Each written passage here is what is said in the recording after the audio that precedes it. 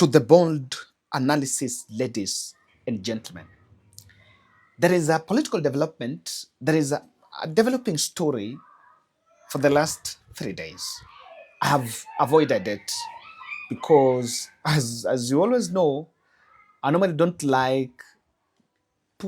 I decided to desist from analyzing people's health, and I tell you, I'm not going to analyze Oburu Odinga's health here. But that's the gist. There's something I wanted to look into in the absence of Oburu Odinga. Oburu Odinga has not been in the country for the last 3 days, and there have been reports, different reports, family giving different reports. Jaoko Oburu, who is his son, said that they convinced him to take a sabbatical leave to go and rest in Dubai after hectic campaigns, that he needed that leave. Ruto Odinga said and confirmed the same, explaining about the absence of Oburu Odinga. So it is not a deniable fact that Oburu Odinga is out of the country at the moment and is headed, was flown to Dubai, was rushed to Dubai for that said sabbatical leave. However, there have been other another developing report on this, that his trip to Dubai was largely on medical ground. And however, it's not the first time, because it's part of the routine checkup and treatment that he undergoes in Dubai.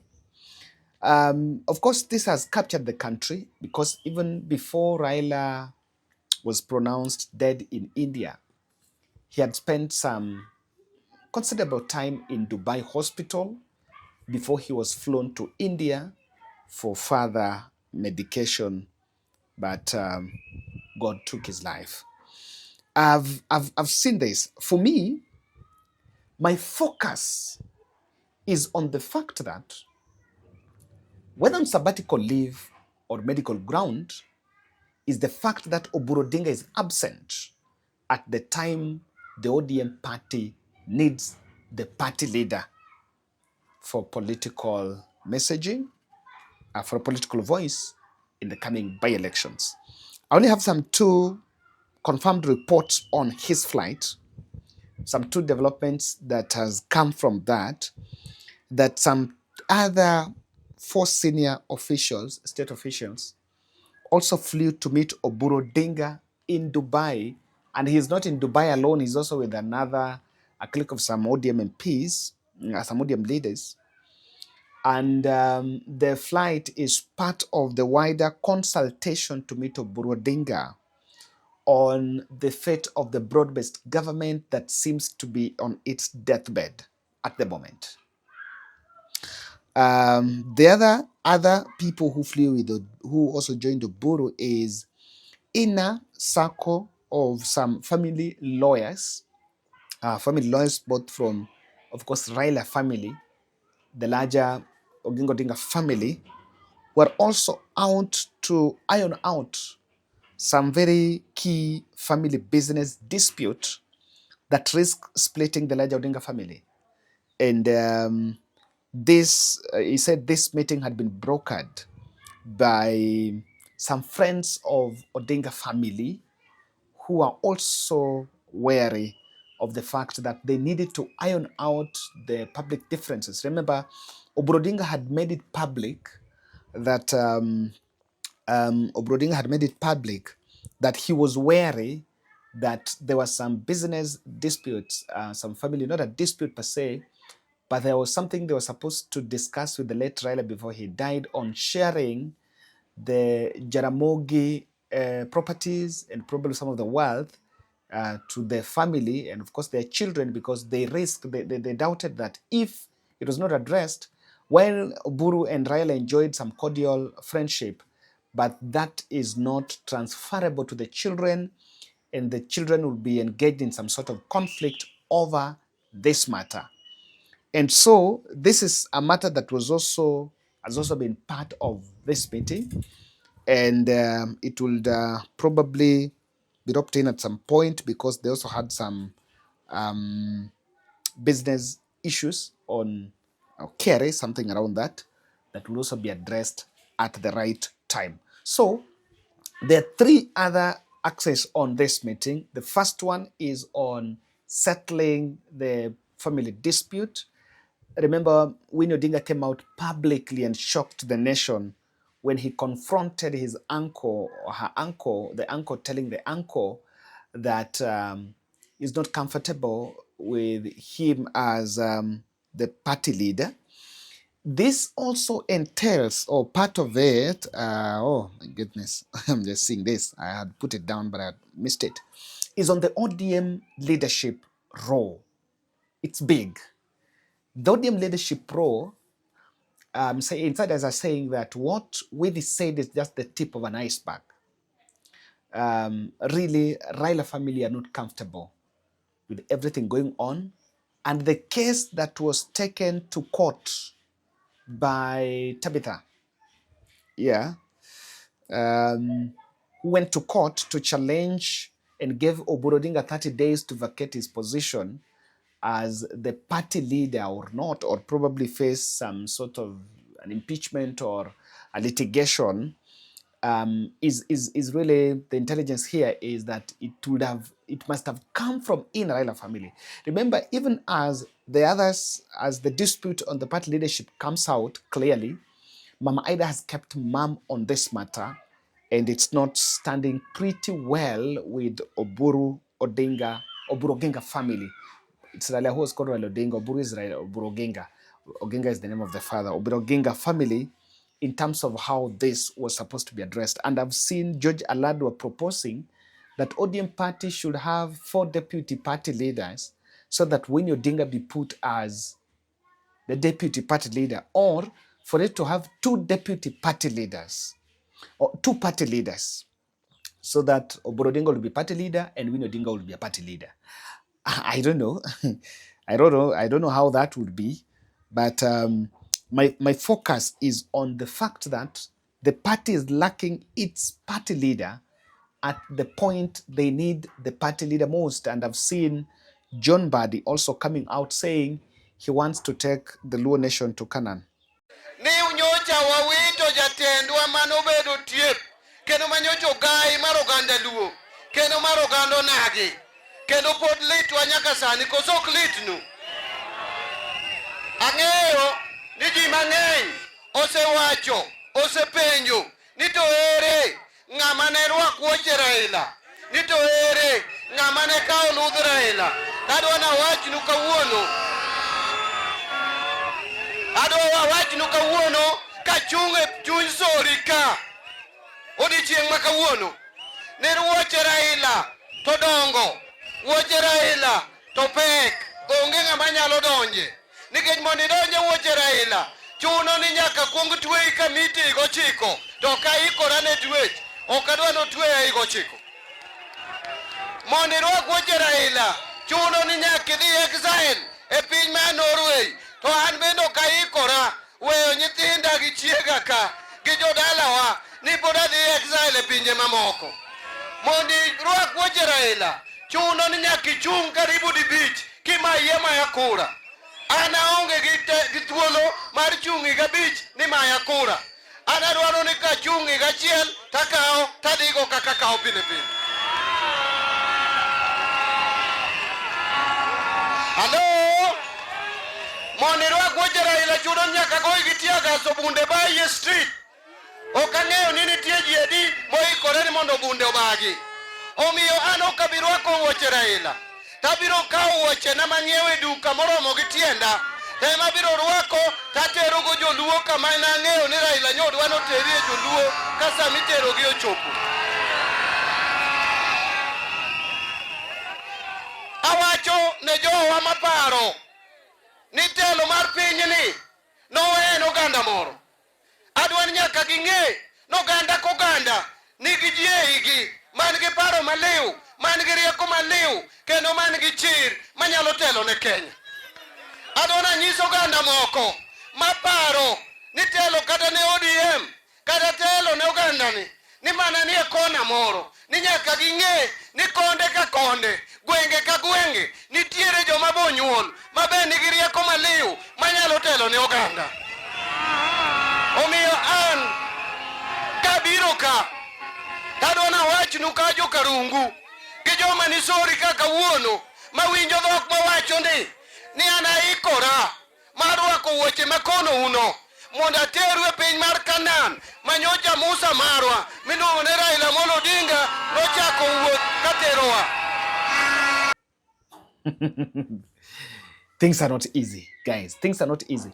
The by-elections are here, and ODM in Kasipul is already shouting about a rigging scheme. Yes, I saw Ruto Odinga campaigning for their candidate in Kariobangi North. They've tried. One thing you can give to them is the ODM team have tried to put the best foot forward to campaign for the ODM candidates. Raila Odinga. In remembrance of Baba and Charles Ngondowere, we are going to vote for Boyd. I already know that the deputy returning officer for Kasipul is in bed with our opponents. That deputy returning officer, they had a meeting with Magwanga and Oteti. And they have been meeting, I've been following them very closely.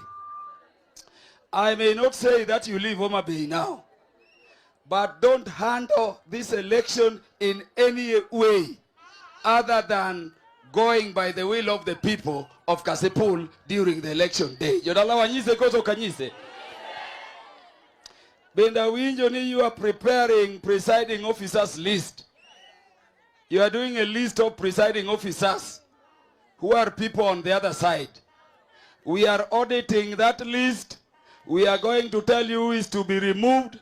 And when we tell you anybody to be removed, that person must be removed before election day, because we want transparent, free and fair elections. Jodala wa uye. Erejo muye ni wadhigo chane bawati katane.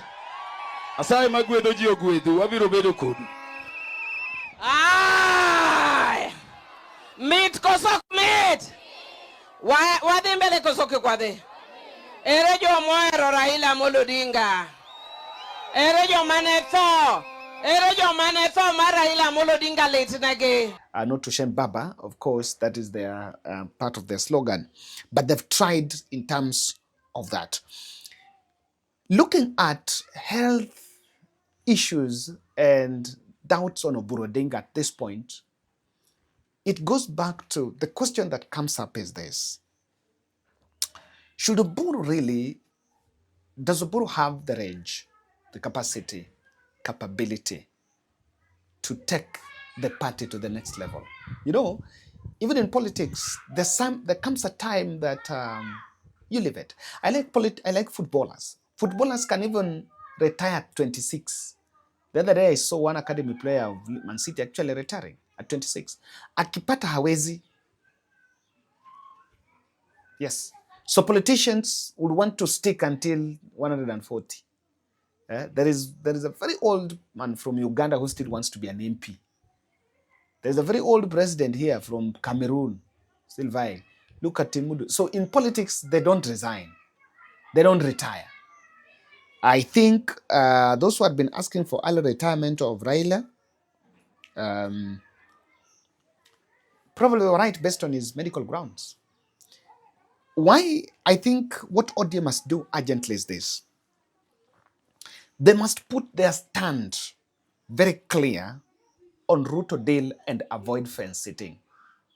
There is a lot of fence sitting. People are just there. They're just waiting to see how things gonna run, how things gonna work. And that fence sitting is a loophole that is being exploited. And just like I can comfortably feel that Raila family were feeling that Oburu will be compromised, because he's unwell, someone might really compromise that. The fence sitting does not work very well at this moment. Secondly, Oburu has a big credibility and legitimacy issue at the ODM party. Why? I saw in, do you know in Kasipul, Gladys Wanga is putting herself as kwa poster ya Kasipul, poster ya Boyd, kuna Gladys Wanga na Boyd Were. I'm not saying there is anything wrong with that. And give it to Gladys Wanga. You know, as we give very fair comment. Huyo mama amesimama na huyo kijana. That's what I can say. I think Gladys Wanga has really supported that guy. She has campaigned for Boyd. And yeah, she's a go-getter. She's really trying. She's really tried. Amongst all those ODM by-elections, Wanga has tried and has been a strong person. She's really, really tried to campaign for Boyd. So she deserves the accolades. Sometimes Magala muwe haki mpe. Mtu akifanya vizuri amefanya vizuri. Akifanya vibaya amefanya vibaya. On by-elections, campaigning for Boyd, I think Wanga has her flowers. So, because of this credibility, maybe we don't welcome the NDC, but they need to find a way to make it happen. Yes, after these by-elections, early 2026, ODM must regroup, sit in a corner, and agree. And more importantly, you know, there is no way, a kingpin is not an elected position that someone has to be elected to be a kingpin. And of course, the region does not need a kingpin, but the party needs a party leader. Even though the party leader sometimes often be the kingpin. But in terms of the ODM, as to whether that party leader will camouflage to be the kingpin is a different ballgame altogether. But the party needs to get a voice they can coalesce around. The reason why that is very important is ODM has youthful, strong leaders that can steer that party. But the old guards do not allow that to thrive. And the moment there is going to be a friction between the old guards and the young people, that is the start of the end of the party. That is why I feel that even as they lay down strategy together, you have the party leader who will take a sabbatical leave at the time the party needs him most. Someone will tell me, Kevin, the president has not campaigned for the UDA candidates. Yes, he has not. But look at what he has done. Look at the kind of money that has been poured in it. So that transition also needs to happen. And I think it's very important that you hand over the party to the young people. Through that, Raila exit will also inject the new energy. Lastly, I think ODM needs to get an ideology to push. There is what Raila pushed, equity, something. They need to go there and really work for the people so that you don't need to, you know, the era of carry my hand is almost gone. That era is gone, and anyone thinking about it is just daydreaming. That era is gone. ODM must rethink, work for the people, and deliver on its mandate, because that is the only platform that they will make significant impact on the ground and people will listen to them. There is no era of mtu atalift mkono. When Abdul Samad was proposing Oburu to be the party leader, he was thinking that in Oburu Odinga, he will have another Raila. That does not exist. Thank you.